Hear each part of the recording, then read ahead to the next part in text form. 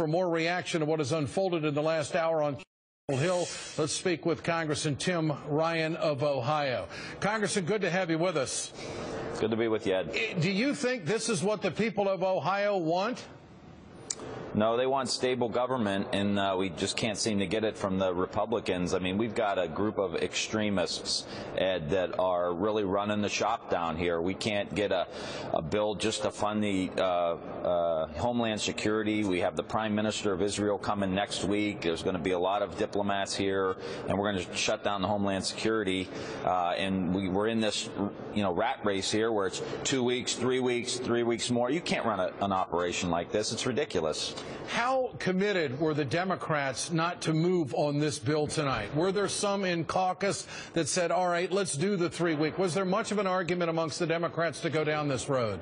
Not a whole lot. There were some who obviously represent a lot of the people in Homeland Security in Northern Virginia or other little pockets throughout the country who voted the other way. But for the most part, I think we got to stand our ground and say, hey, we need a functioning government here. We can't govern 3 weeks at a time. There are budgets, there are people working, there are families. Like, get your act together and let's make sure we fund the government. There's a bill out there, a clean bill till September 30th.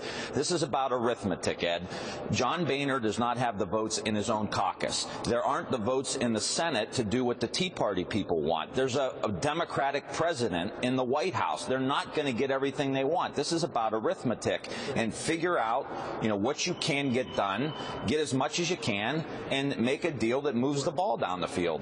So who are these people in the House? Who are the ringleaders in the House that simply would not budge on this bill?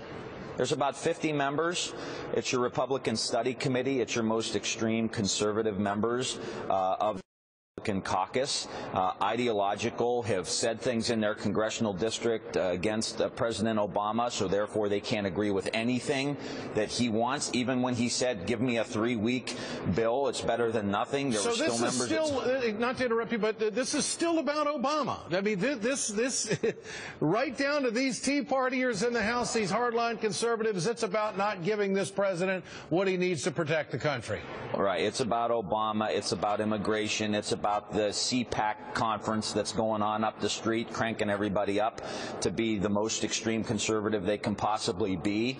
And they somehow tie this to the Constitution. I'm telling you, Ed, we're dealing with the tail wagging the dog here. We have a small group of extremists that are running the entire United States Congress. This is why we can't get a transportation bill. This is why we can't invest in education, research and development. This is why we can't get a tax deal, all because of this group of 50 members who, if Boehner doesn't do every single thing that they want, they threaten to take him out as Speaker, and that's what we're dealing with right now. So it is the survival of the Speaker. That's part of the equation as you see it?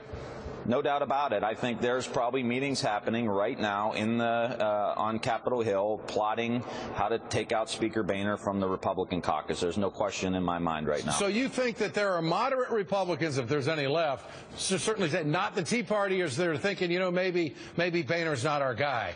But where else would they go? I mean, would they come up? Well, of course, they would probably come up with more of a moderate guy than Boehner, who wouldn't kowtow to the Tea Party that would have brought that Senate bill to the floor. Is that what you're talking about? Well, yeah, I think Boehner needs to stand up to him. Yeah.